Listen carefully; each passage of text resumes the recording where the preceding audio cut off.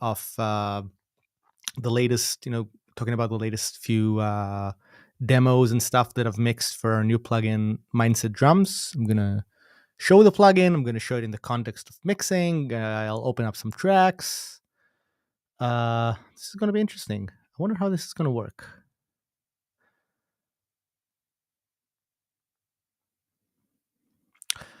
Hopefully, people are going to join us soon, and I'm going to play some music while this is happening. This is a mix of one of the demo tracks that we made. It's called "Purple Giant." Let me play this.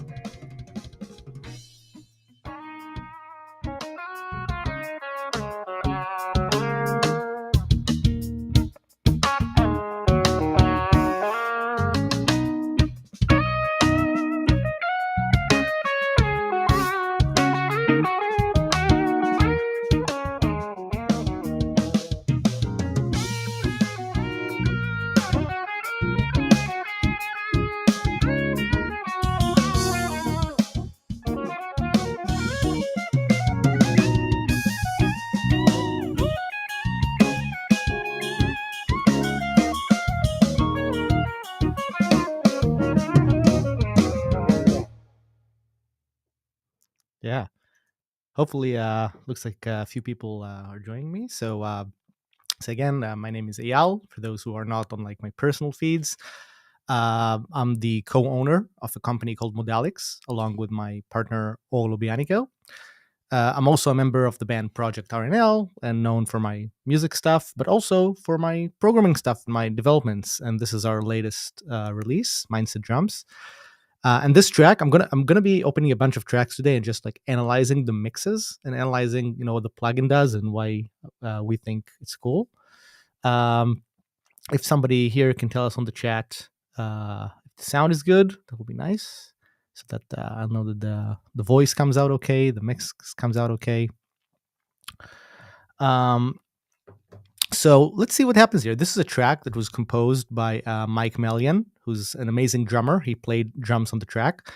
He composed it and then he recorded it with a V drums kit and used MINDst Drums as the sound source. And then we he played also the keys, and then we we added overdubs for the bass and guitar. He had like his initial like guide for it, and then we edited. I'm gonna just break down some of the tracks. Let's hear it a little bit. I'm gonna play, for example, just the bass and drums here, just because it sounds so nice. So let me solo on this, and then solo on the bass. Let's hear it just like this.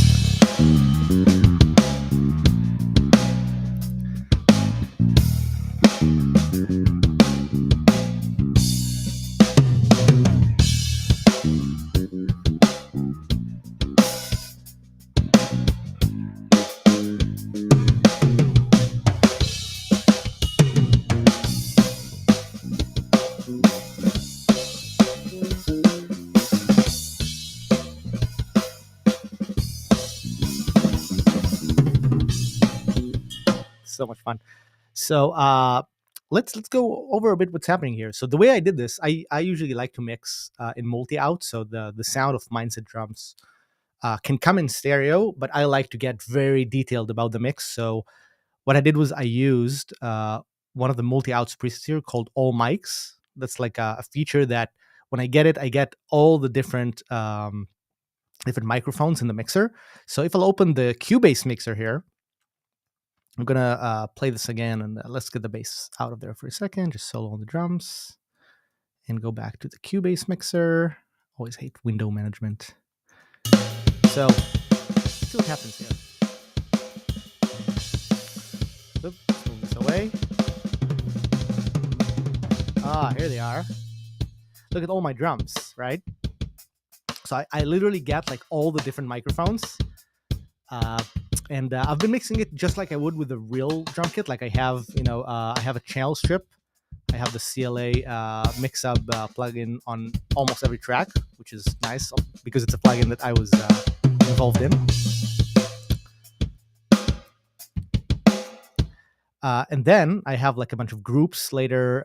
There's some microphones that are currently not in use. They have a bunch of groups, like a group for the snare, a group for the kick, a group for the cymbals, a group for the toms. And those will get like different sends for the reverbs and stuff.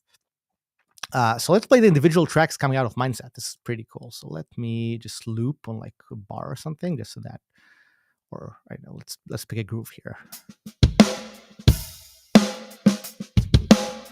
Grid. The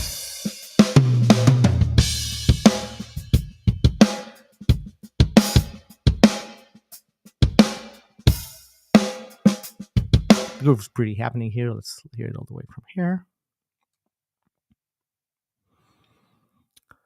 By the way, for those Project RNL followers who are listening to this is the exact same kit that's used in a lot of Project RNL tracks.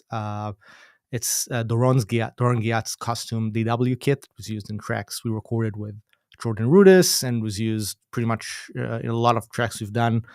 It's one of the best sounding kits in the world, in my opinion. Using like everything is like custom in there, and the cymbals are custom. Like it's a very, very high end kit. Anyway, let's just play this chunk, so we'll have some loop happening.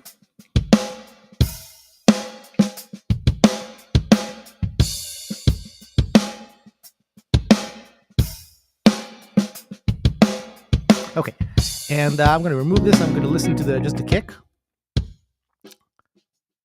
This is as a bunch of processing here, right? So I'm gonna maybe bypass some of it just so that we'll get some. So I'm gonna remove this group processing. I'm gonna remove the individual channel processing. Let's see. So I'll just open this. I'll see. Here it is, all the different tracks. So let's go to like something like here. Let's bypass this. Bypass this. So this is just a raw sound, right? So so this is like the kick in mic. It's just in the kick. This is the kick out.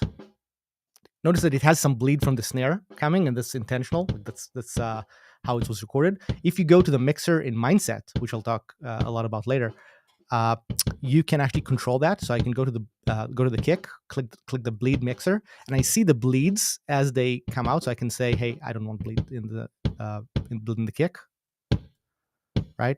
And here it is back. You can kind of hear it in like the background. So much fun. So this allows us quite a lot of control. So this is the kick in and out. There's also a condenser. I'm not sure if the condenser is used in this track. No, I think it's not used in this mix. But let's hear it just for fun, even though it's not in use. What's going on with this? Where did I mute it? I muted it probably somewhere. Oh, maybe it's muted in here. Yeah, here it is. So this is the kick condenser. It also has a bit of bleed, and it's got a bit of room to it. Mute this.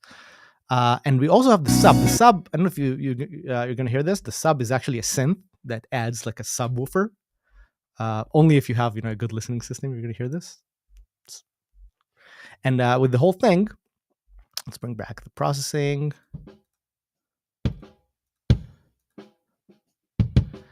So these are the three mics combined, or the two mics in the synth, and I have some extra processing on the kick group to push it even more, just because I like this kind of stuff. Nice. Let's go to the snare.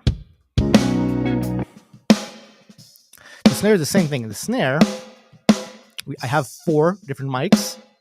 One I have not used in the track. So let's hear them. Let's do the same thing. Let me bypass this, bypass this, bypass this. and bypass the overall group as well. So I'll go to the snare here. We got the snare top. This is just a raw sound, and you can see how much bleed happens in there, right? And same here. I can control this. So let's hear the bleed like way up. I literally can have the entire kit mixed just with this bleed mixer because it's so much fun to get like the reaction of everything into the snare. If I'm going to bring up the snare bottom as well.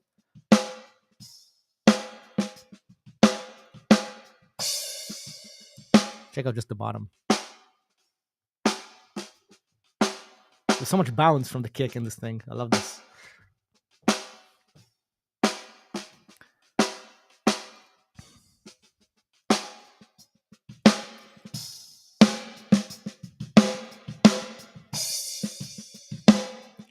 And the condenser, that thing is mixed pretty low.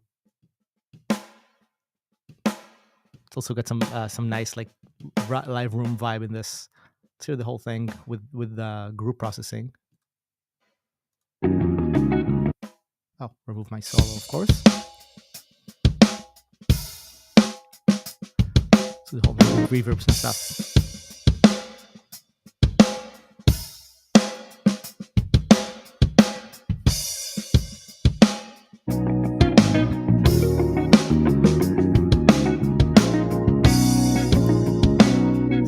Kind of a weird loop I made. I don't know why I picked that loop position. So yes, there's quite a lot you can do to make this thing sounds good. Like if you're like me, you like to get deep in the mixing. There's let me show you a little bit of some other things happening here before I'll move on to like another song.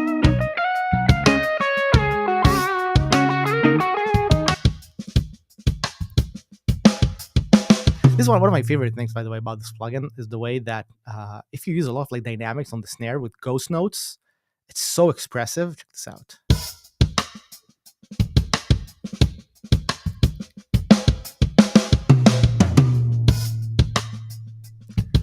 Hear this expressiveness with the soft snare. Like I love that we have this. Like a lot of plugins, will have like something that only sounds good when you like hammer it with the high velocities or it's very specific. Here, this like this, I don't know, this huge dynamic range that Deron recorded in this kit.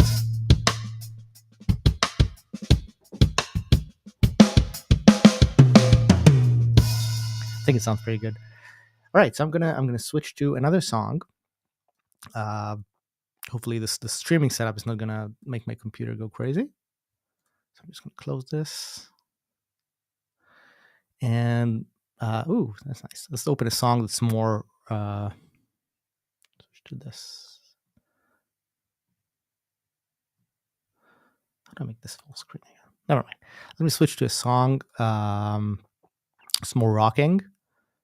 Switch to let's go here. On our grooves, mixes. Here you go. This is gonna be fun. Mix 5. I think that's that. Who knows?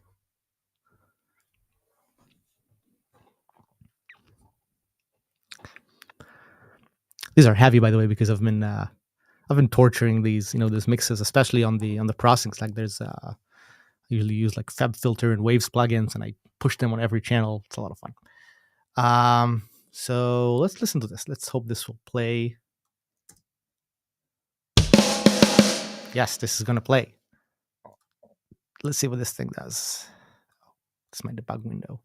Let's get the hell out of this. Okay.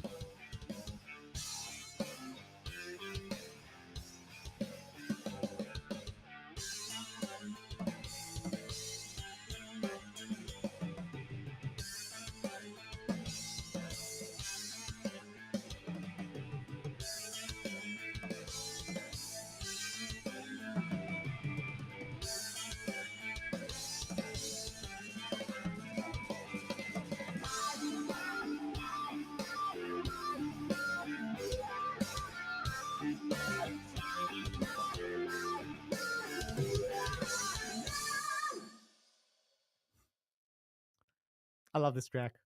I don't know why. I love this. It makes me so happy. So this is a track that we made.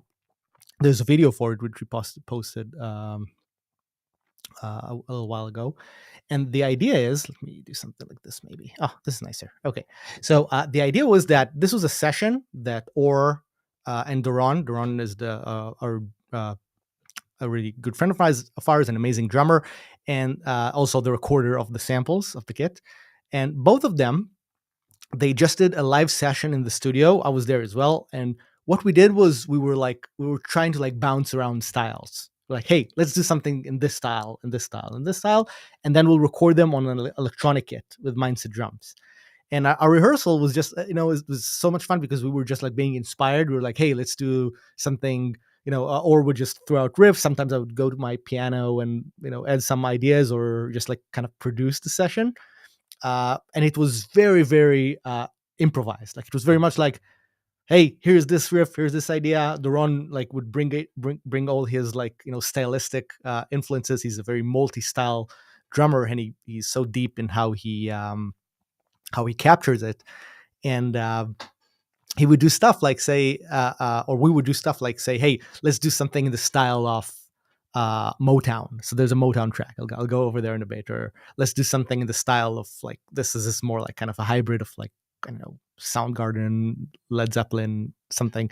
And and we were just trying to challenge ourselves to writing this. We actually wrote, I want to say, 11 songs in the same session, which is kind of amazing. They're all pretty short; they're all 1 minute, but some of them are pretty spicy.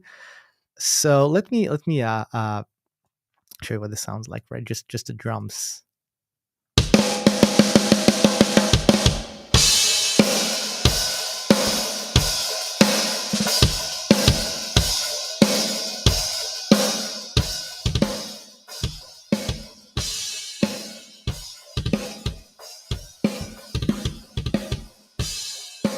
I think the bass on this a little bit. There's the bass.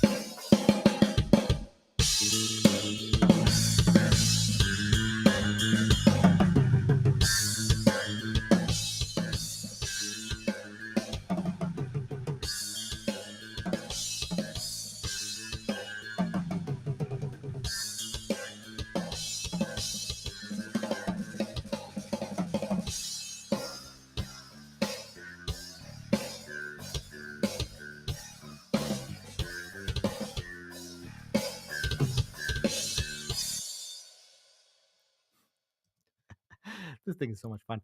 So so the idea is I mean, this track is pretty straightforward. It's rocking, but it's just so much fun for me to listen to. There's so much feel in how Duran and Or approach these riffs. There's so much like grit in this. So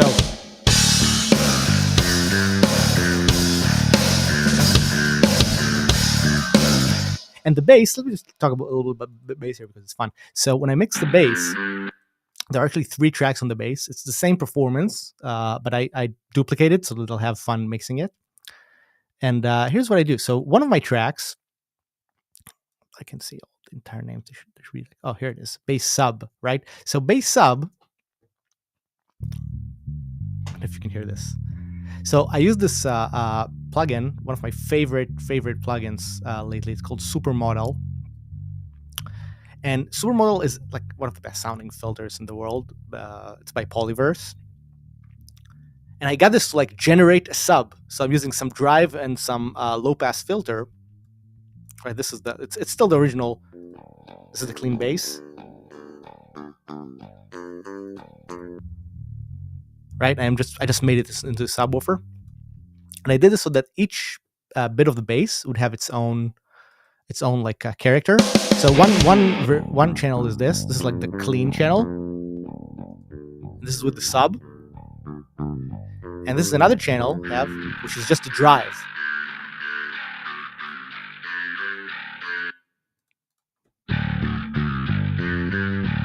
This is the whole thing together.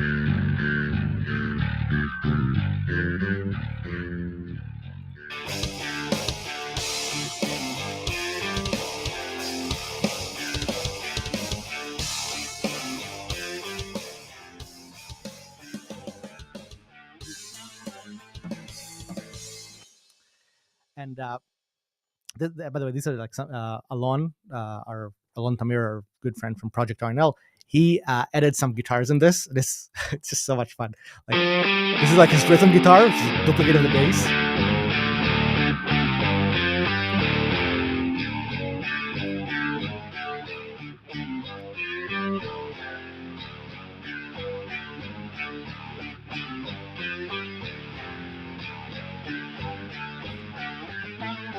Right, and then he added some, like, he calls this guitar ambient tracks. Let's hear this. I gotta bring this up because it's a good track. So I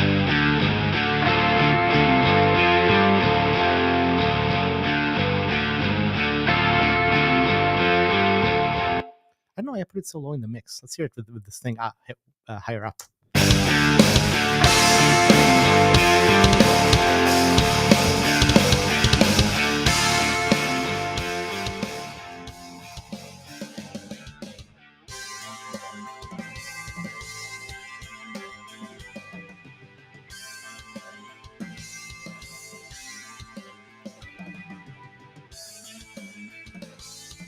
Another one here.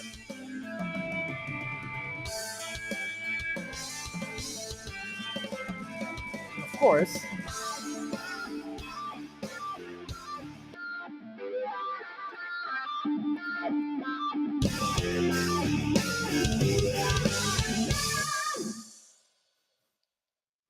I love this wah wah thing. Yeah, so this is like I just love the sound of this track, and the way this was done is that Orr actually produced the sound for this. He gave me this preset that was pretty much the sound, like it was really ready, and what I did, unlike the previous track, what I did was that I just used the multi-out group setting. There's a setting in MINDst where gotta get my debug window out of there. There's a setting where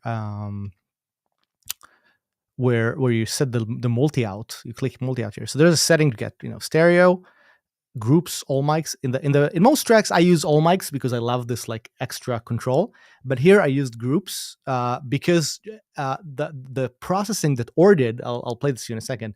The processing he did from the MINDst mixer was just so on point that I had to just use it as is. And let's hear what he does with just the processing he got from MINDst itself. So just gonna remove the reverb too for a second and hear this dry. I think it still sounds good. It's dry. So we'll just listen to let's just listen to the snare track. Or I'll just mute these so they won't come back to me. Yeah, let's do that. And then I'm just gonna hear the snare. And I'm just gonna remove the processing I've done, which is very, very just what I do. I add more highs, right, and compressed a little bit. Maybe I added a bit more low mid. But if you just hear what Orr did, first of all, check this out. The snare track has like the song in the bleed, right? You hear the kick in there? So if we'll go to the mixer here. So it's almost like the live music already happens. It's almost like a drummer playing just because it's got so much bounce from the snare track. I can get this off and just hear a snare, right? It's not so real. Let's do this.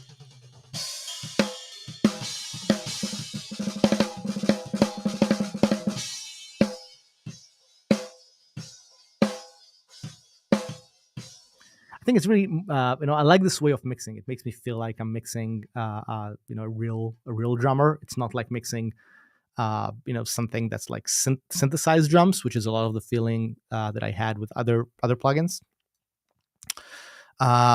And look at what Orr did in this thing. Like, I'm just going to remove the effects that he used. So this is the original snare. Let me add them back. So rocking. So here's what he did. He actually added drive to the snare to make it more pump. Like, look at this. So this is without the drive. This is with the drive. The drive is actually parallel, right? So it's if I would put it all the way up, how much is this? Well, if I put it all the way up, it's gonna kill the snare. It's gonna be super overdriven. But because he just did it something like 12%, Let's save this under a different name because I'm a bit OCD about this. Oh, I just realized I don't see my effect window. Put this so you'll see it. Oh, here we go. Okay, so here's what I was doing. This is the drive that he was using. It's here on the channel, and bring up the compressor and EQ. There's an EQ here. You can, I think he didn't do much with the EQ, but he did do with the compressor. So let's see. So the compressor really gets into this thing. I can make this, less hard rocking, I guess. The more I add the mix, so much punch on this, and you get all this punch because I think because the attack is really really slow, so the punch just go through completely, and only then you hear a lot of the compression.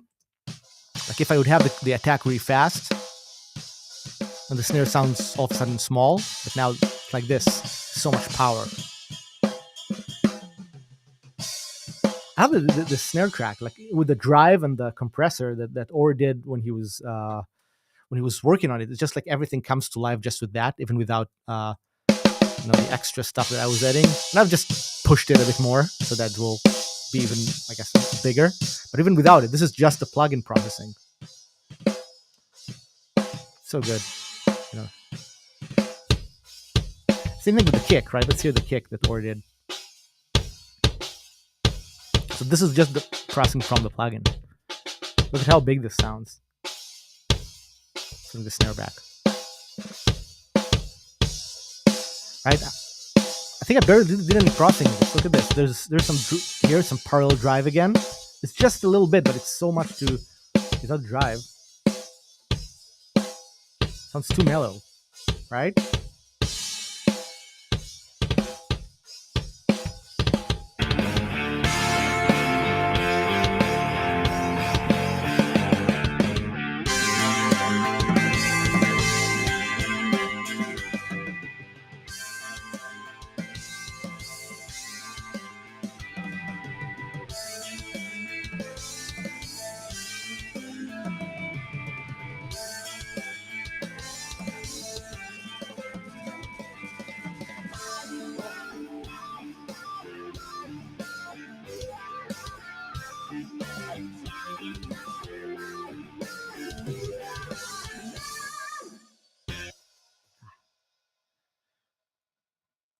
I just like this track. And the cool thing about this plugin is that you can go really deep into like the mixing area of it, but just the sound, if you're just passing MIDI through it, like like we've done, it just feels so good. Like a lot of the intricate things we're doing are actually internally in the engine, like pick the right reactive articulation when you play fast snares or something.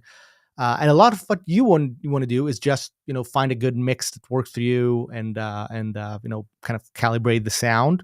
But because the sound is so dry and so detailed, has so much detail in it with the microphones and stuff, it's so easy to be particular about the result, right? Let me show one of the other tracks. This is fun. I'm enjoying this. Right. So I just get a question from Rodrigo about the drums are MIDI. Yes. So this is there's actually a video of us of the actual performance on our like YouTube or Instagram or something, on the Modalics Instagram or YouTube, where you see Orr and Doron jamming this. Like Doron is using a VDrums kit. Here's the MIDI. Here it is. Let me open this. Right. So let's see this. Here's the MIDI. Just hear it in solo because it's fun. They still have this muted. Yeah, let's get the reverbs back. And yeah, let's do this.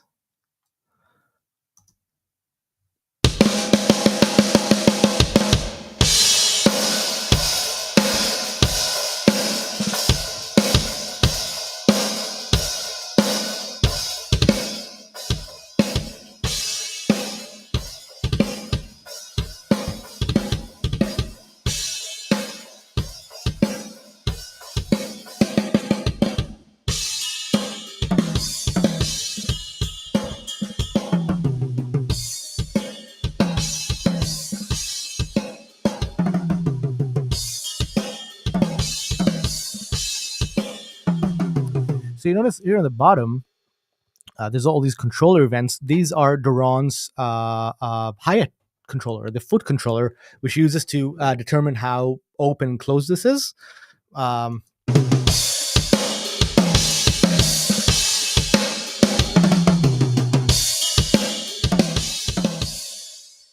let me hear some other track. This is just fun.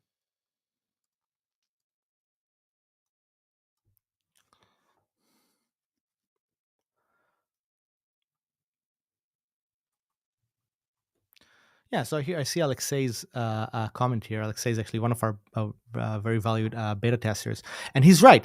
Well, first of all, this is recorded with a, or I'll say first what he says because probably you don't see it on all the channels.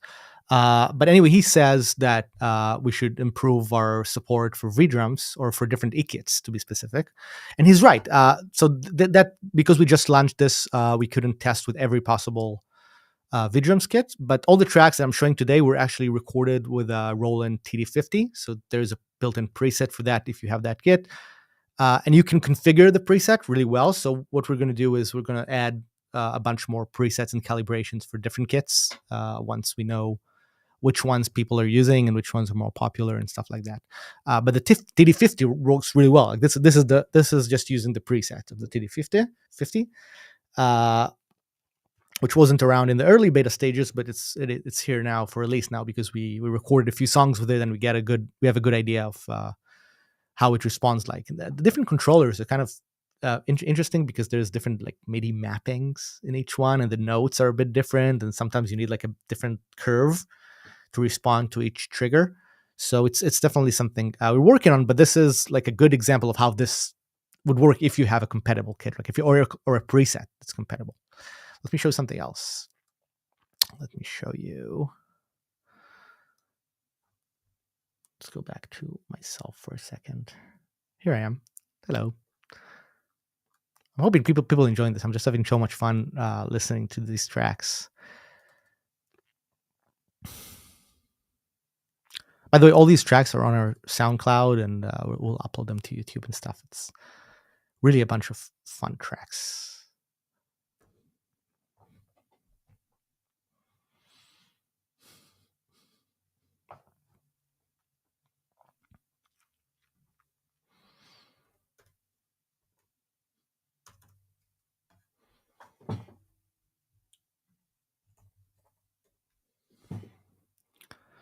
Okay, so let's hear this one. This is definitely a favorite of mine. I'm actually playing keys on this one as well.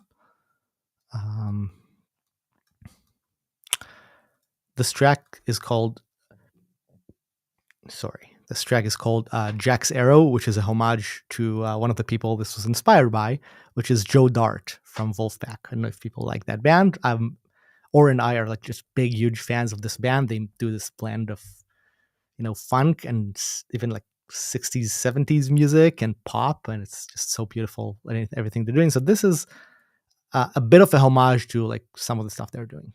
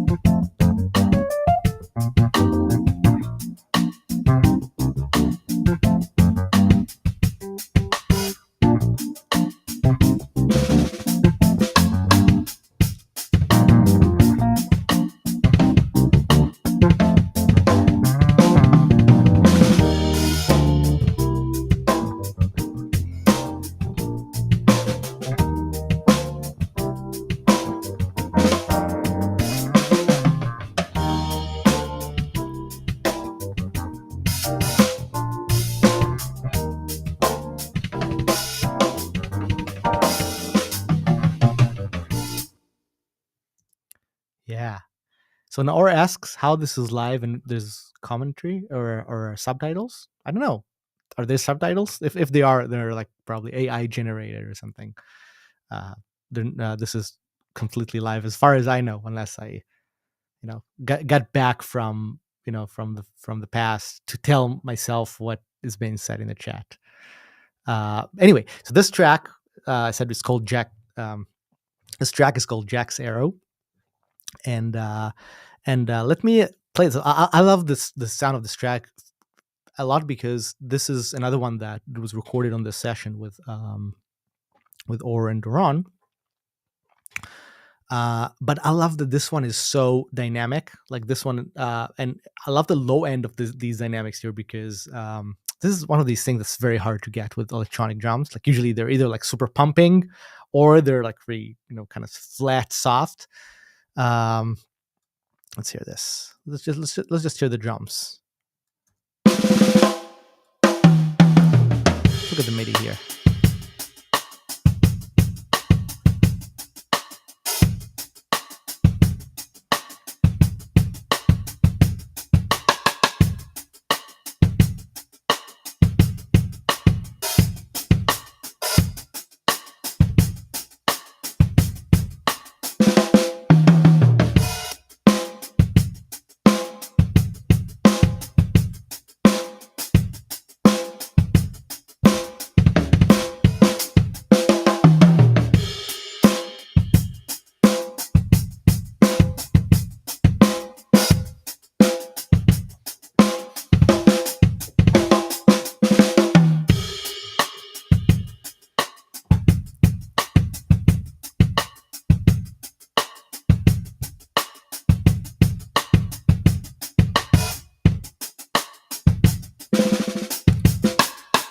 I just love this thing here where he plays with it, and then he plays with the side stick, and then there's this little, very small, snare kind of roll.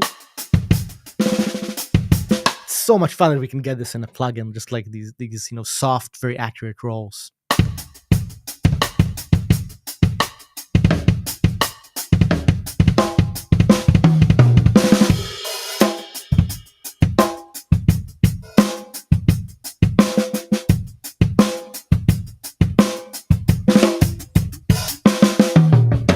I love this, and let's hear this a bit with the bass.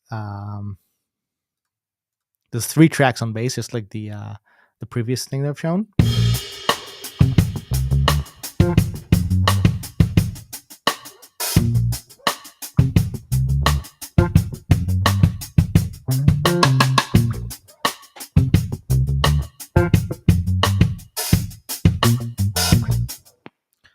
I'm gonna try to tweak something here just because I got this note from Or saying that I can maybe tweak the audio settings here. Can I even do that while I'm streaming?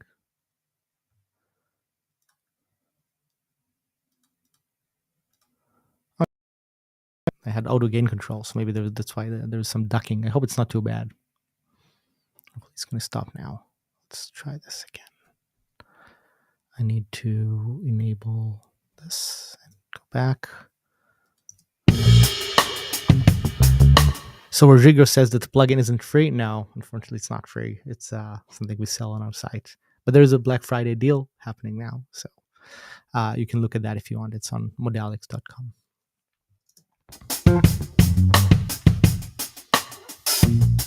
Oh, this is cool. Iran asks me about so Iran asked me 2 things. He asks about gain staging and about can I bring down the velocity to hear how the drums sound, like hear it softer. Yeah, for sure. And in fact, I think I did this here. And so one of the things I did when we first recorded this was using switch back this. So we recorded this doing like a beta version of the plugin, and a lot of the things were not totally calibrated. So one of the things that ended up happening was that I think Duran had to play a bit louder than he wanted to because some of the velocity settings weren't like 100% correct. So what I did only in this track, I don't think I did this in any of the other performances, but here, because we want to get some more dynamics, I think if I'll go to where's the MINDst channel? here. So let's go here. Get away debug window. So what I did was I actually lowered the velocity curve. Like, let's hear the full curve of how it was played.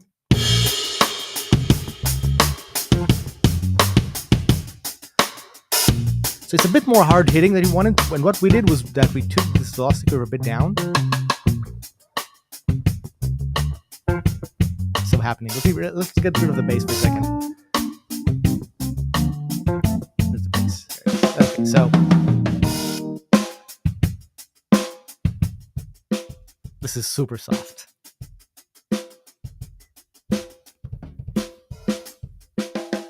Can't even go softer, but at some point it's gonna sound weird. It's like this, almost the softest velocity. And I can also curve this. I can curve the velocity so that, for example, it's like this and it takes more effort to get to the max.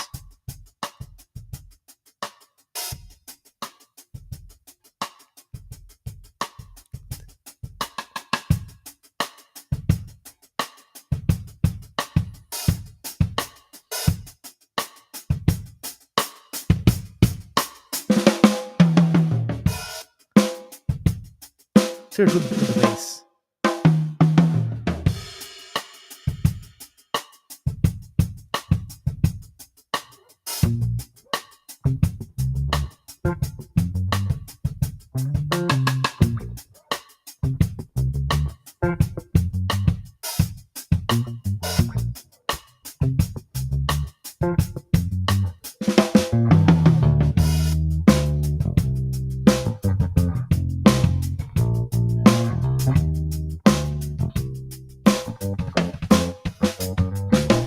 Well, I just don't, maybe it's because this was half screen. This is the control I'm dealing with. It's just like the velocity curve, right? So this will make it, be like full range. But if I take this down, all dynamics come up. Now I'm going to curve this a bit. Maybe have a higher top and make it harder because of the curve. Make it harder to reach top velocities, right? But I can also do the other way around. I can say it so that it has the full range, but easier to hit the harder velocities. For this track, I think this is nice.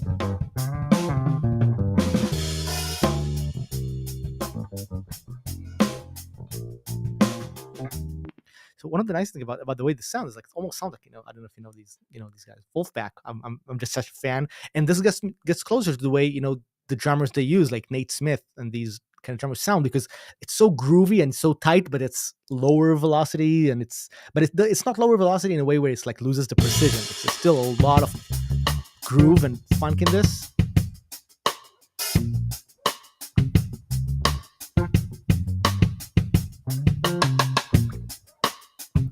Let's get a bit lower.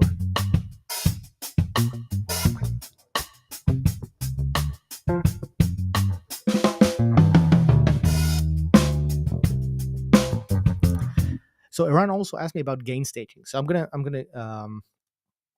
undo a few of the things that I've done, and I can let's just go back to the track the way it was, because I probably messed with like a bunch of tracks here. I'll just close this. Not gonna save. Close, don't save, and I'm just gonna load this thing back. So I mix this as multi out, and I'm gonna show a little bit of how the process of the mix went.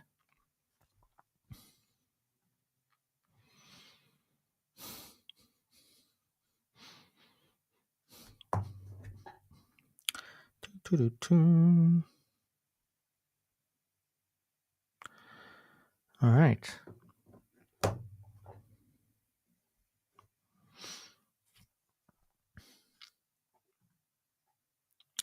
Okay, so I'm back to the mix the way it was. Let me save this under a new name so I'll feel more comfortable.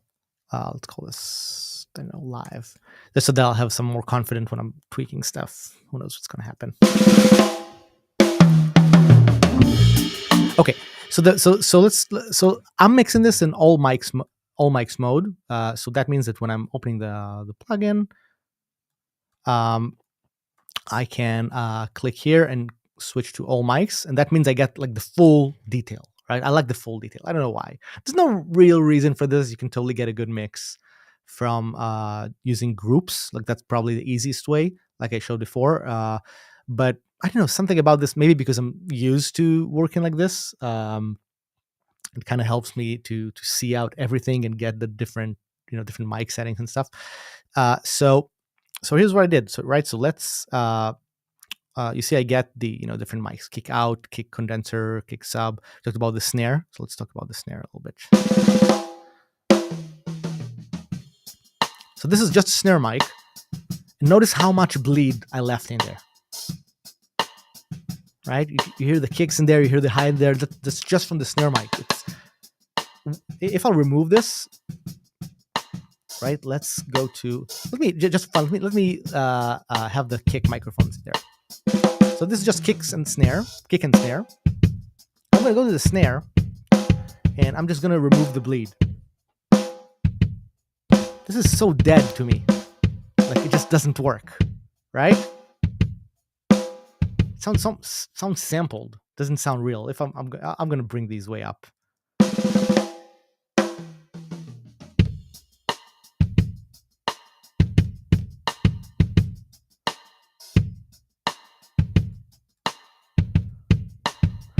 Right? Something about the bleed into the snare specifically just makes the kit come alive. Like the kick comes out with all its harmonics. I can, by the way, manually control just the kick.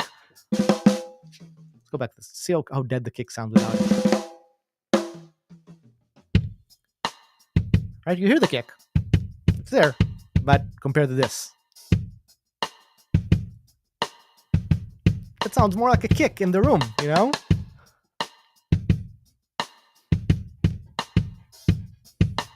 So that's one thing that I like about this plugin is that you can really go detailed about how how every particular drum sounds, because you can't really do this on a real kit. When if you've ever mixed live kit with microphones, the only way you can control the amount of bleed is if you move the mic. And then if you move the mic, like let's say you have too much bleed of the hi-hat into the snare, you can move the mic of the snare closer, but then you get the snare sounds different. The snare sounds a bit more dry and close. You bring it further away, then the snare gets fuller and more more power, but then all the bleed comes back in, and it's sometimes overwhelming. So this bleed mixer really lets you get to a sound that's full but still feels alive, feels dynamic, feels like it was actually recorded in a room.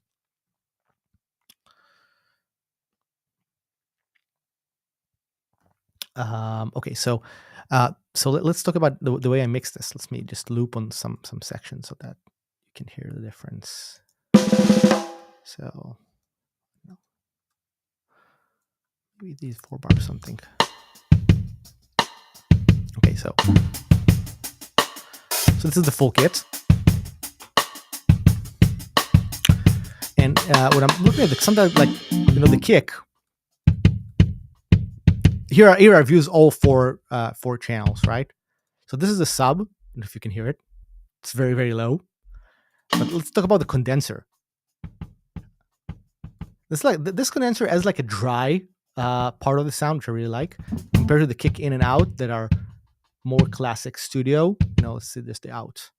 And what did I do here? I'm using CLA mix up on the out, and on the out I reduced a little bit of like 400, and I added a bit of just like 200, and just I'll took a little shelf so that I'll get this is like the punch area or the click area, so I added a bit of that. I think the kick in is giving me even more of that, like because it's right inside the kick. So in the kick in, I added a bunch of like 8 kilohertz, right, which is this thing, little punch, and I added a bit of low end, and again reduced a little bit of like 300, and combined, right, the kick out is giving me slightly more, I guess, power and rawness. Oh, here's, and the in is giving me all the clarity, right, and along with the condenser and the sub.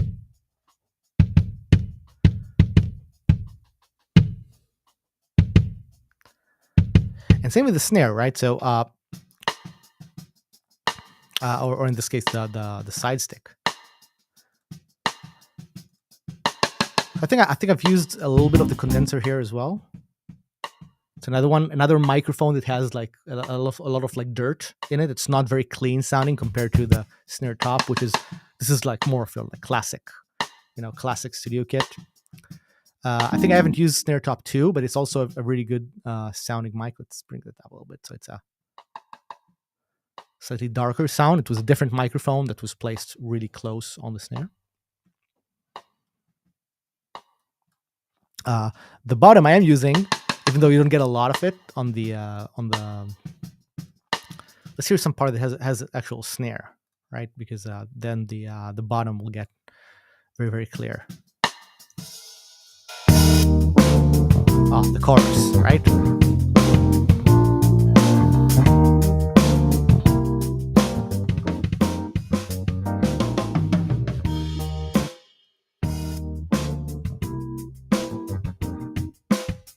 Okay. So over here, if I'll mix without the snare bottom, snare's pretty dry. The bottom,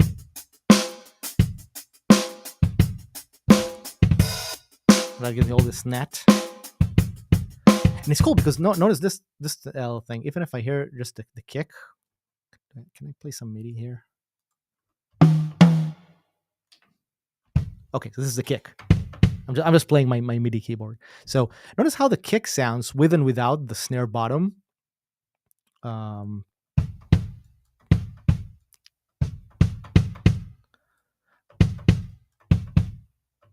Right, the snare is still open.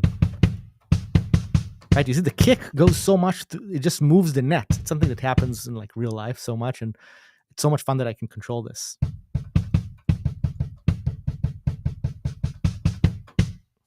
So much fun.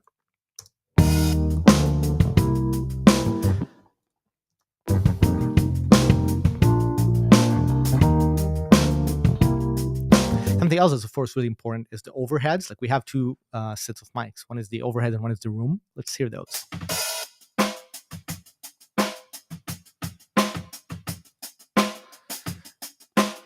And I mostly kept it mostly dry.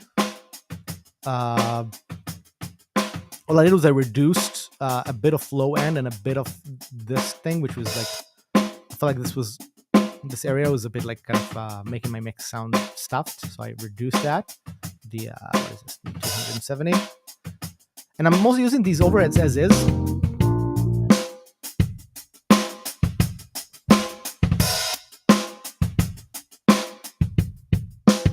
Right, this without them. Let's remove the room as well. So this is just closed mics. Let's bring up the overheads.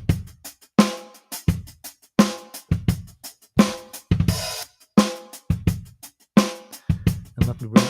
Let's just hear the room.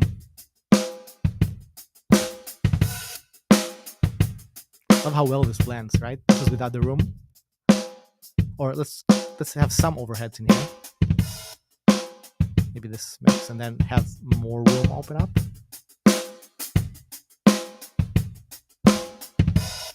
Without the room. With the room.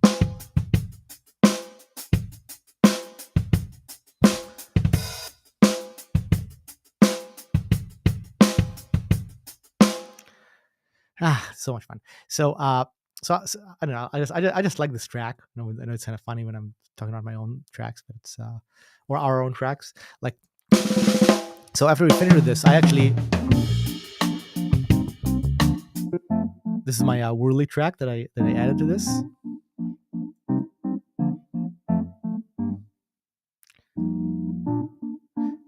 And here comes the fun bit, because I was not jamming live in the studio, I was playing to the recording. I could add all these little things that respond to what Or is doing. Let me play this to you, like just the bass and the keys.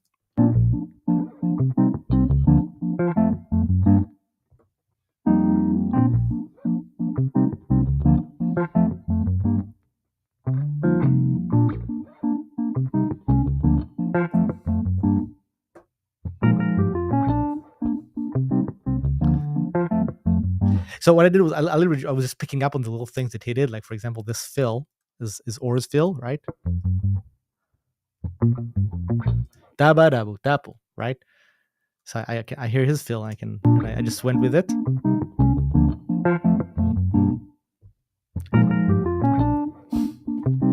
Right, so just these little things that were fun to do because he was improvising this, right? But I was, I had all the knowledge of like going back, figuring out what he did, and trying to match up with this. Let's see what else. I'm going to show some other track. Let's just one more track.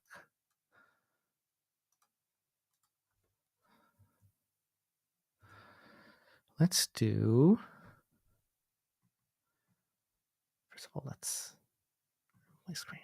Here you go. First of all, I'm hoping you're enjoying this. I can't read all the chat messages. I think I'm not getting all of them, but this is just a lot of fun.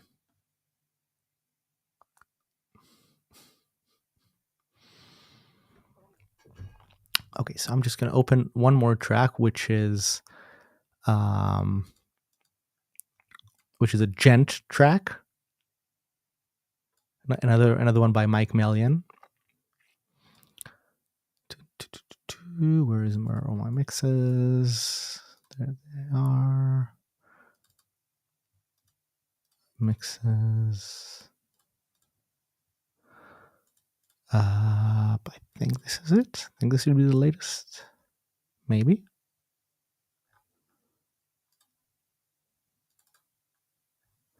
Yeah, this looks better.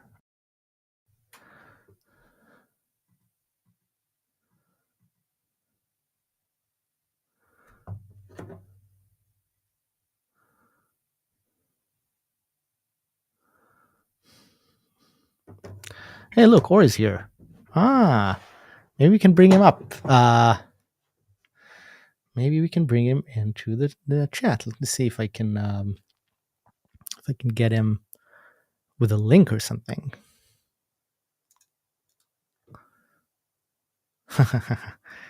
My room is flipped.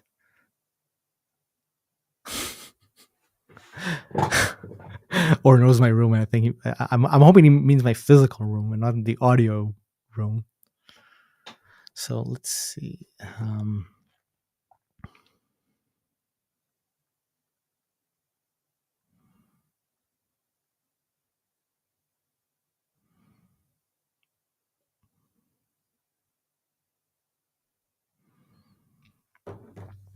just explaining Or how to join, and he can kind of shed a light about a lot of these tracks.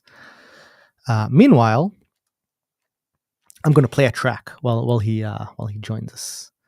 So I'm going to bring back my screen. Okay, you'll see these are funny. This is a gen track, kind of in the style of like Animals as Leaders or something, and the guitar track names kind of give it up. Like the track is called Human Followers. Well, let me just play it.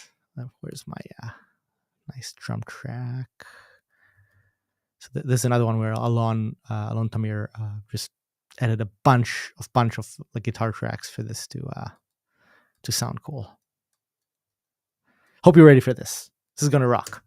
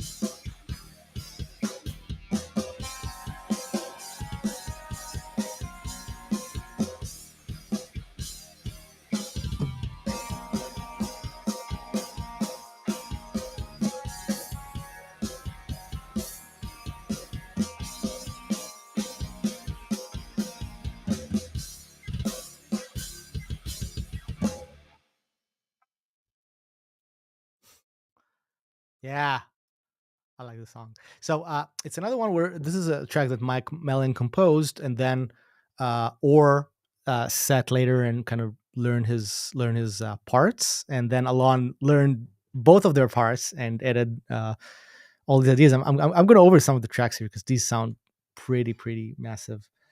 I just really want Or to join me, so I'm going to do.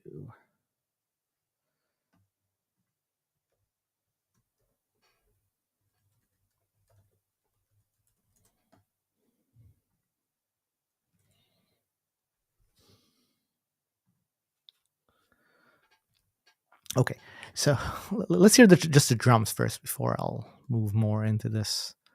Where do I have? Oh, here it is. So many tracks in this thing. So many tracks, by the way. Most of them are just stuff coming out of MINDst, just because it has a million tracks.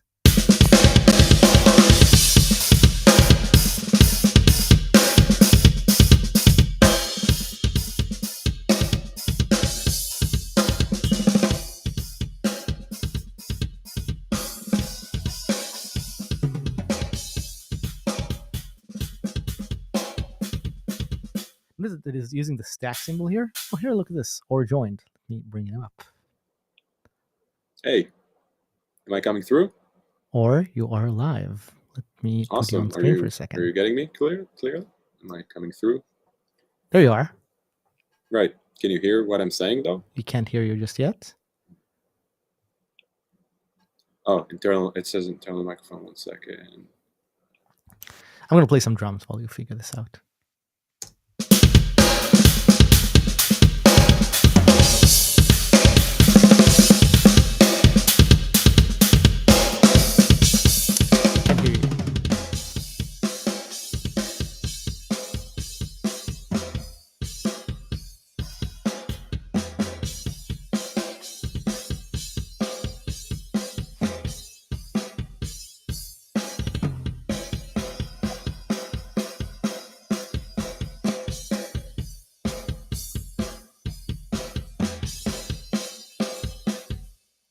Hey, do we have you? I'm not sure. No. Still no? Because I'm seeing like. Oh, you know what? Maybe it's just on my end. Oh, you know what? Maybe it's on mine. Maybe everybody can hear you, and I'm just like being very stupid. No, don't worry yes, about it. Yes, I think I'm being stupid. I think you were fine. Okay. Can you talk right now? Yeah. Yeah. Everybody could hear you. There I am. I was just like having. Cool. Oh, cool. I wasn't using any bad words. I swear. You swear. I mean, I didn't swear. I swear that I wasn't using any bad words. Let me just change to my loopback setup for a second and let me know if you're still getting me. Okay. Okay. Hey, Christian is here in the chat. All right. Never mind. The loopback thing isn't working, but I guess you're getting me okay right now, so we can keep going. Hi. Yeah. Listening to you the entire way home. I was meeting a friend. I was listening to your podcast the entire way and enjoying the awesome drum tracks and everything. And the explanations about mixing, which is, I guess, something I learned a lot about developing this plugin is drum mixing. I started out by just having Eyal explain a drum mixer and multi-track drum mixing to me, and I was kind of going cross-eyed at first. Yeah, then we got it going. We got it together. Yeah. But by the way, I just want to, I'll give you the proper introduction. This is Or Lubianiker, my partner in Modalix, who's also my partner in Project RNL and other things. I'm guessing, I don't know which channel you're watching this on, but it's very likely that you've, you know him and have seen him multiple times before. And yeah, so he's also, designed the UI of the plugin and programmed the UI of the plugin and helped, he was both of us were recording the samples like as engineers, and he was running the company and doing pretty much everything else that people are doing when they're Or. Yeah, that's a good way to put it. All right, well, keep going. I get you were just about to play really like one of our favorite tracks from the demo, so keep going, and I'll just enjoy myself and listen and maybe chime in here and there. Yeah, so I want to play this like just drums and bass, because I feel like the bass here is also really killing, and I want to talk a little bit about that as well. So thank you.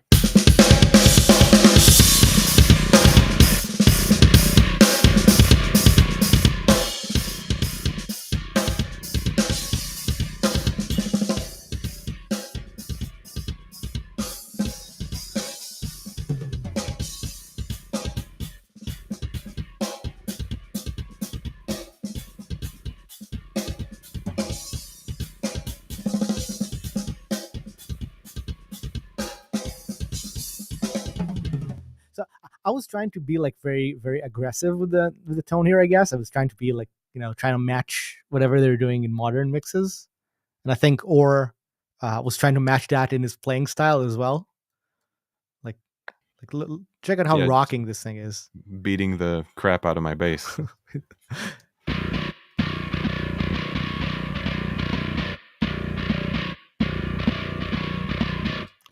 Right, so it's there's a clean channel somewhere hidden in here. Even that is like really heavily processed by me, but you can see how hard he hits it.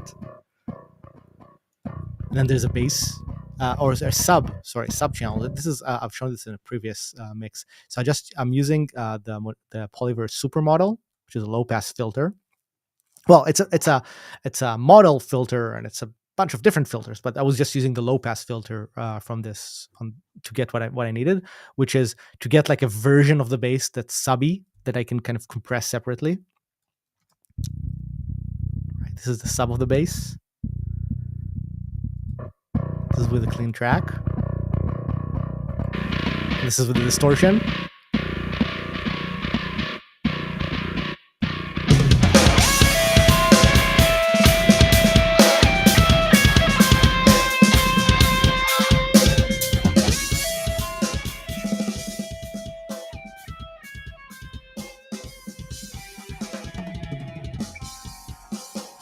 I love how this. I think it still might be ducking the music. I'm not sure how everybody is hearing, but what I'm getting is like after a while, your mic. I think maybe if you try muting your mic while you're playing music or something, just because the track keeps decreasing in volume. But I'm not sure Oh, if really? that's for everybody or just me. Really? That's interesting. Let's see if I. I hope it's not like as you can tell, we're fairly new. We'll get better at this, but I mean, I did turn off the auto the gain auto gain gain. control thing and the noise suppression. Yeah. I reduced full. I turned off all of these. I think. Uh, I know maybe I don't know if I have to get out and get Yeah, back in. Christian is approving what I said. He's saying That it's ducking. my guess is just if you mute your talking mic while you're playing the track, it won't do that because it's probably trying to adjust between them or something. I don't know. It's just guessing. Yeah. So let's try it together. I'm gonna do this right now. So I'm just gonna play the track. Right.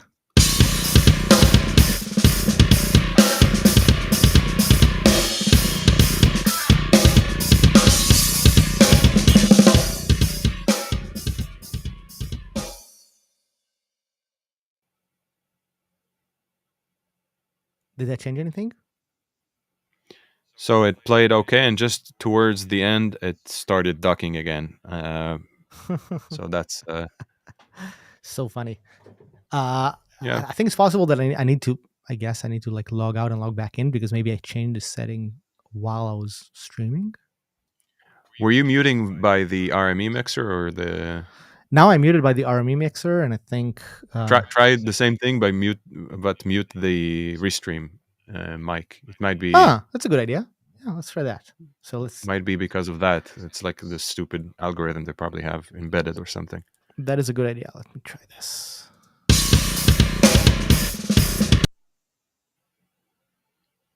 Oh, now it muted all audio. Never mind. I have bad ideas. I'll shut up. Right. It doesn't really know the difference. Anyway, is it really bad when it's ducked? Like, is it like not listenable?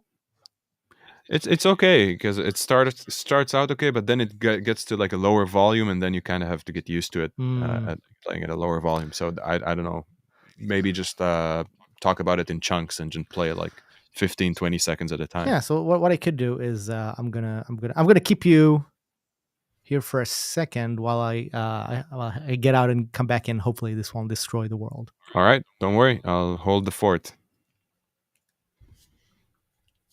So while we wait for Eyal, if anybody has, it goes down about 12 dB. Thank you very much. That's a very accurate and helpful measurement. So as you can see, I have some water here. That's always good. Stay hydrated.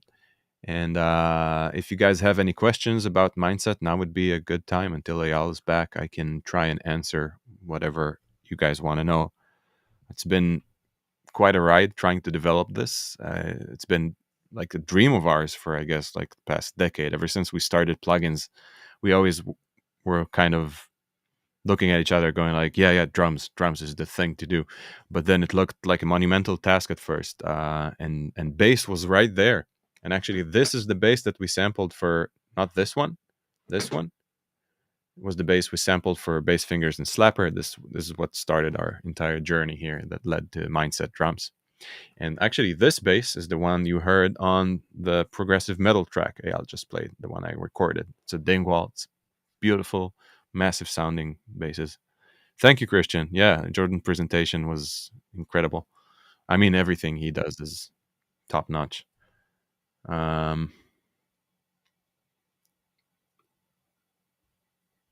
Let me just see here. Is he waiting for me to do something? Alami would like to share. You can add them as a guest here. Now I have the power. Yeah, I'm here. So, I just didn't know I needed to add you as a guest, but do I need to surrender control somehow? no, this is fine. This is fine. Let's see if what I did was making a difference though on the audio. Are you ready? Really soft vocals. I'm going to play something and see what happens. Okay.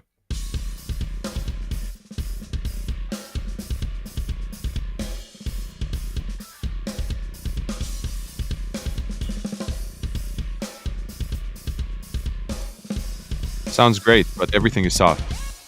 Everything is Both you speaking and the music, everything needs to go up like 12 dBs. okay. That's easy. That's easy. The bring up is something I know how to do.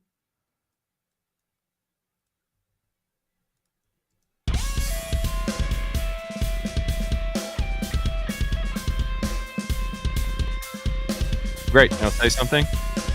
Hello, hello. I am Sounds good. talking. Sounds good. Sounds great. You see, why didn't I have you before when I was talking for the previous hour? I mean, I was driving. I'm sorry. No, but it was okay somehow in the Jack's Arrow when you played the track. I guess it wasn't loud enough for the algorithm thing, the ducking thing to work. Everything sounded great in Jack's Arrow. It just came Ah. through all right, because I guess it was like more of a relaxed level than this crazy track. I bet there's something in the algorithm that says, it's like if it's metal, reduce everything. Especially prog. Especially prog metal or something. Also, all the music was suddenly in 4/4s, and everything was like 1/4, first, fourth, fifth on the chords. Sounded really weird. All right, now we can get into the track. I'll shut up now. Oh yeah, sure. So so this track, I'm gonna bring back my screen. There it is. Let's do one of the things. Okay. So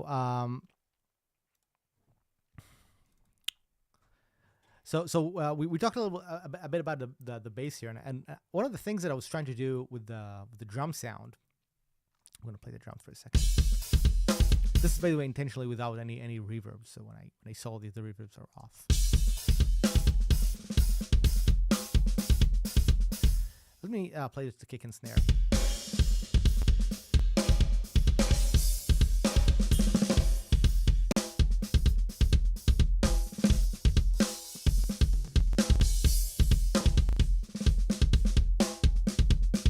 So this is intentionally with no overheads or anything, and one of the things that I was trying to achieve is that I wanted to have something that's where the kick and snare mics in this particular track, where the kick and snare mics are basically the mix, even though there's the overheads and other stuff are open. So first of all, there's just like we've shown previously, there is some bleed happening here. I'm gonna close the bleed for a second. There's bleed on the snare, there's bleed on the.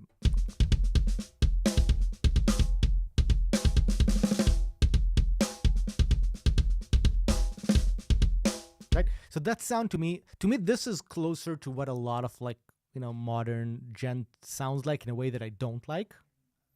I guess I don't know if it makes sense what I'm saying. Or did I mute you or did you mute you? No, no, I'm just Oh, listening. If okay. you want me to chime in, you can Oh, address yeah. me at any time. I'm just waiting for Yeah. the Yeah. breakdown. Yeah. But yeah, I think I'm getting what you're saying. So a lot of the modern approach would be to have a very close mic'd sound, and it's like the hits are always very in your face, like everything hits you on the nose, but then there's this big wide open reverb kind of space behind it. And this track is something I like about the mix you made here is the fact that the drums still sound kind of very much live and tracked, let's call it, as much as possible, because you incorporated bleed mics and I guess overhead and room mics in a very kind of abundant way. Yeah, exactly. Exactly. That's exactly it. Like I was trying to like let's hear this again. So this is just two mics, right? Once I open overheads here, now there's way more room happening. Oh, I think it also opened the reverbs. Let's get the reverbs off. Get away. This is just like the way Cubase has like soloing rules or something. Anyway, so kick snare, right? And these are the overheads, right? And they kind of complete the picture. I feel like with these mics, you have maybe other than the toms or something, you basically have the kits right there.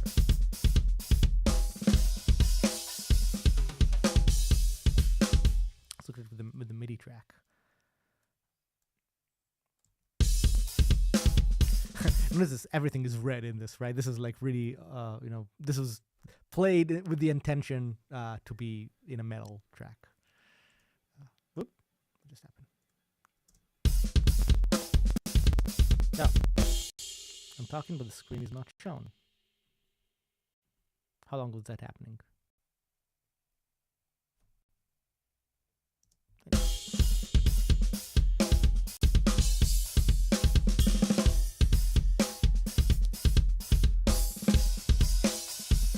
By the way, notice that a lot of the snares are actually rim shots, right? So the rim shot articulation compared to the center, that's mostly used for all the different ghost notes, right? So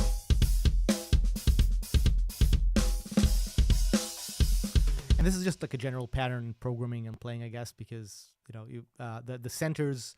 I mean, sometimes you want to use a backbeat as a center, but sometimes especially in metal and stuff like that, you need the rim shot as the kind of the outlier of the beat.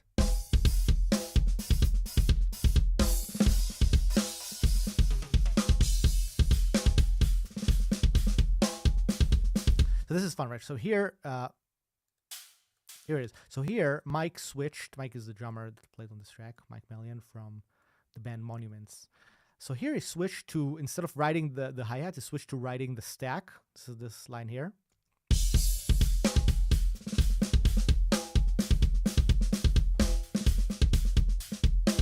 And we have a close mic of the stack as well. Like when I mix this now it's just muted.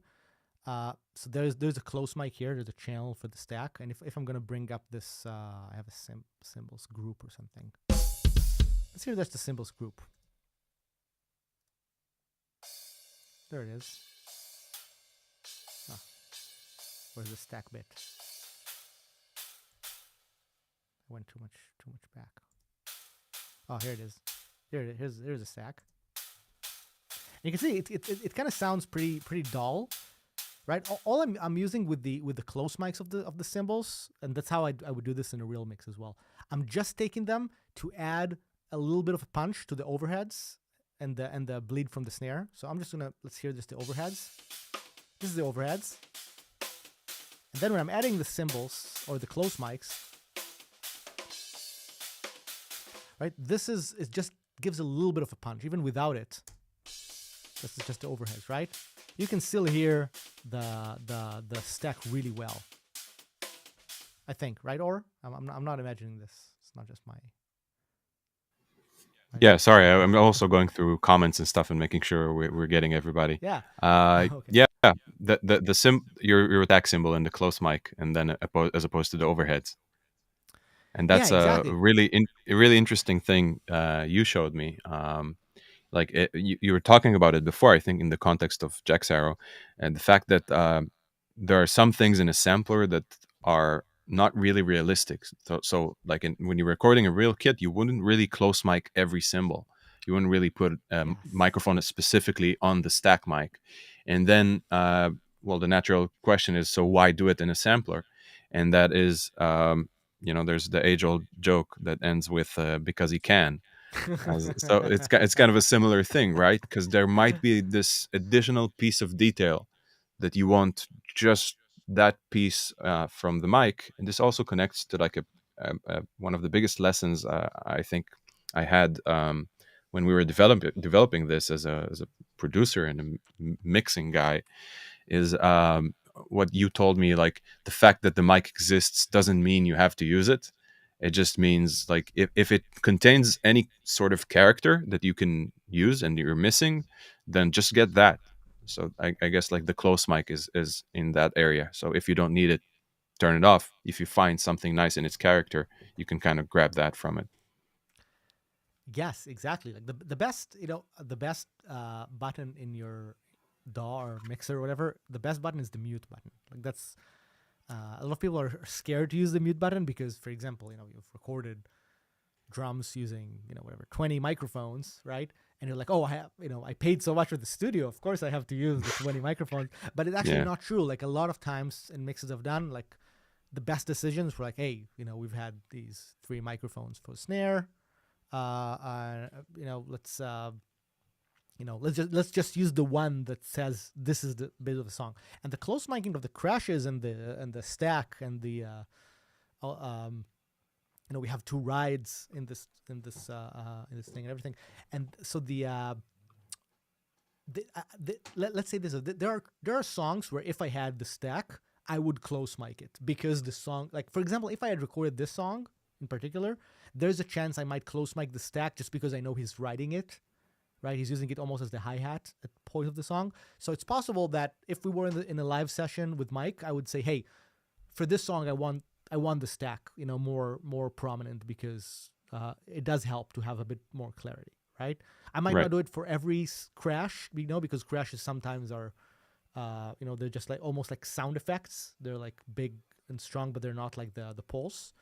But in this song, he's using it to ride, and I want to use it, but I still want the majority of the sound, and that's true for the hi-hat and the ride and the main groove cymbals. I want them to come from the overheads and from the snare bleed. Like to me, that's where the majority of sound. Like let's hear it again. If I just hear,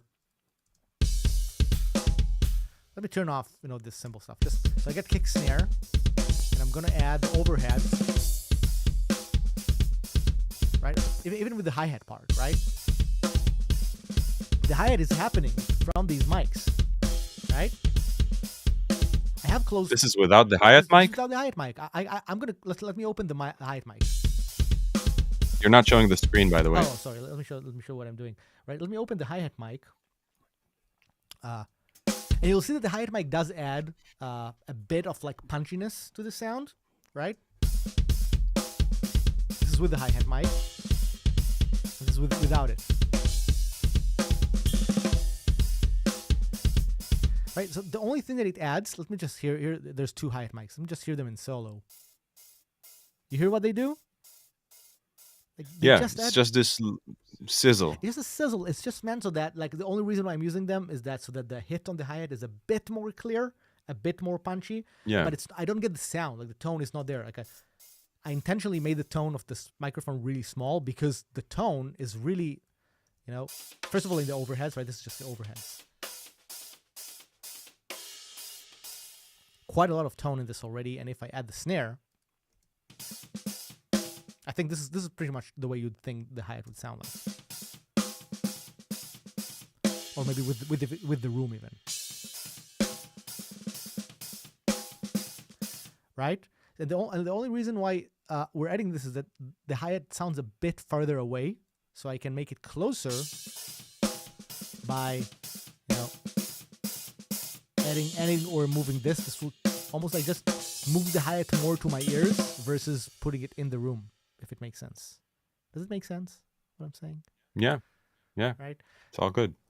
Yeah. And I know, when you open MINDst, there's something about looking at, and I get it, because this thing has a lot of detail. You open it, and especially if you go to the all mixer, and there's like bunch of stuff, and each one of those has more microphones, and there's a lot of options here. But a lot of times, what you want, is a good balance of.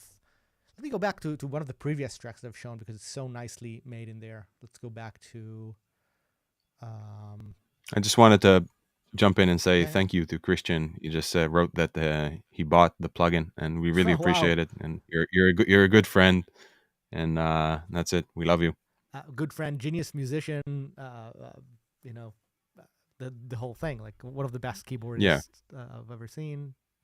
Definitely. Phew.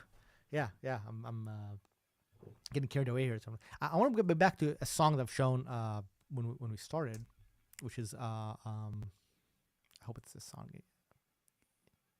Yeah. So this is a song called More Jello. Mm. It's definitely my. Let me play it again because people are probably not with us from the beginning of the session. So I'll play it again just so that we'll get a sense of what this is.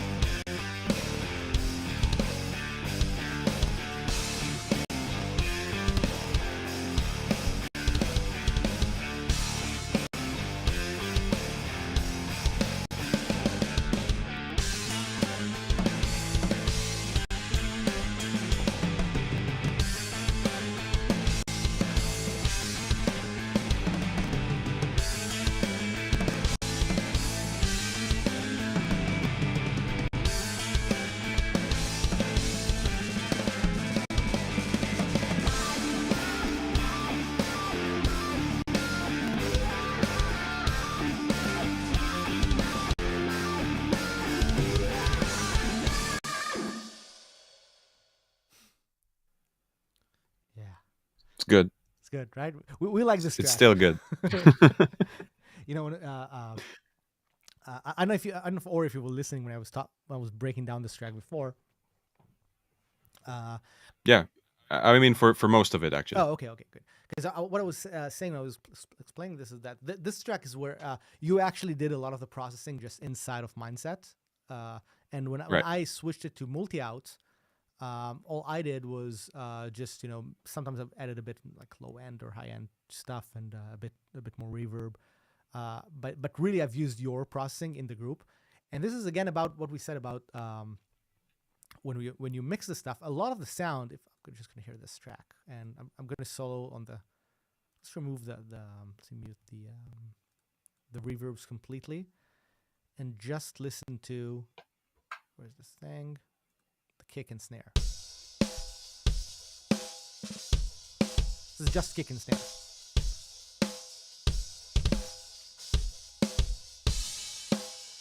So are you using just the group channel? So the individual mic channels are inactive in the mix? Yeah. Like you can see them just because I've opened them. Like it was in my template. Can you hide them just for my eyes? That I can. it'd be easier for me to kind of you are correct. Yeah. Zone in on what's active. Yeah, I think from here it's not in use. Can I hide them? You should. Yeah. Maybe hide track pictures. Yeah. Hide selected tracks. Is actually going to hide them? Yeah, and they're still there. Great. Never mind. Never mind. I've hidden them in the mix console. So if I'm going to go here to here, I think they should be hidden. I think you probably can't hide them from here. I don't know why. Never mind. I didn't want to interrupt you. But here you'll see them. I guess more. No, just also to kind of make the point that while all of these are open just in front of you, you said you're mixing this track with just like 8 stereo channels or something, right? Yeah, pretty much. To the group tracks. Yeah, and it's even 8. I don't think it's even 1, 2, 3, 4, 5, 6, 7 tracks. Is like So basically 7 tracks is what the plugin is sending to the output of the DAW, or basically to the input of a DAW, and then you're just applying processing to these tracks. Yeah, exactly. And you see, I have a Waves SSL like EV2 channel on each one, and reverb sense, but that's it. Like I was just like cleaning things you know. So that's it. The entire sound is coming. It's actually the first time I'm seeing the mix because when we're developing this stuff, we work like crazy. We don't have actual time to break things down like this. And Eyal was doing the mixing, and I was doing some video editing, and everything was a big, beautiful mess. So it's the first time I'm seeing that you actually don't have any external processing except some EQing on the tracks, which is Yes. pretty cool. Yeah, exactly. Because I It's think pretty cool. the sound, I can even turn this off. Like I've showed this before. Like if I'm just listening to the kick and snare. I mean, the sound is still pretty happening. Maybe the snare is soft because Yeah. I think maybe I was pushing it a bit more, a bit higher with Right. you know. Yeah. Oh, cool. Yeah, but the sound is there. The sound is really done with the MINDst internal processing, especially that parallel Yeah. drive and the compressor. And it just like I was saying before, like even though even from this, like I don't even have the overheads open, but let me just add them.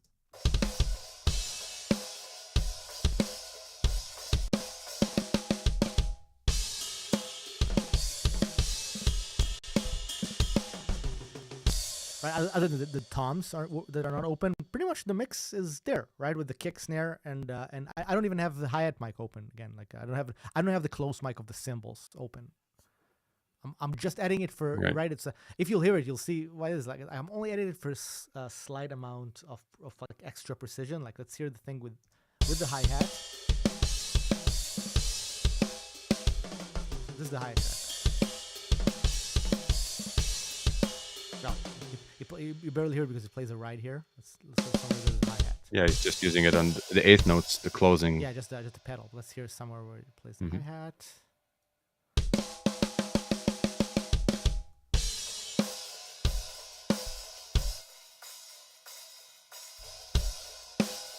Right, this is the hi-hat, but I don't really need it because so much of it has bled into the snare and overheads, right? So, what happened? Okay, there it is. So, this is the hi-hat where it's super loud.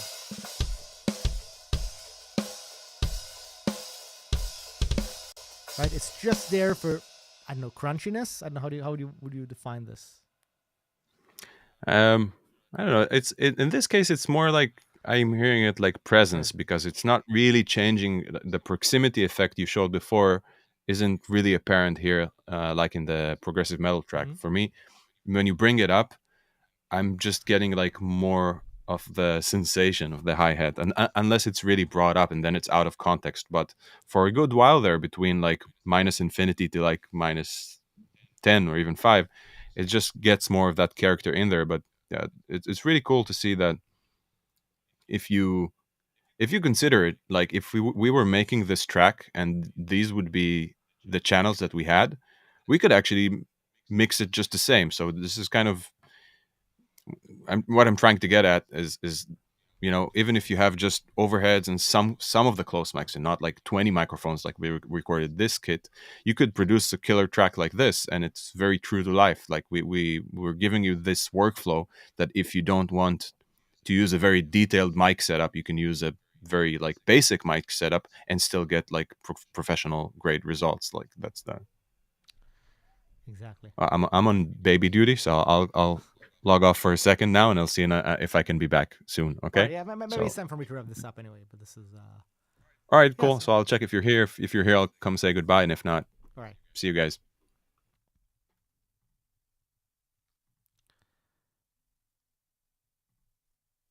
All right. Well, this was a lot of fun. Thank you for everybody who joined, who asked questions, who wrote comments. This was great. We were very excited about this plugin and what it can do, and we've recorded so much music with it lately. So hopefully, I can do a couple of more of those to break this down. And that's it. That's it. See you next time, which would hopefully be soon.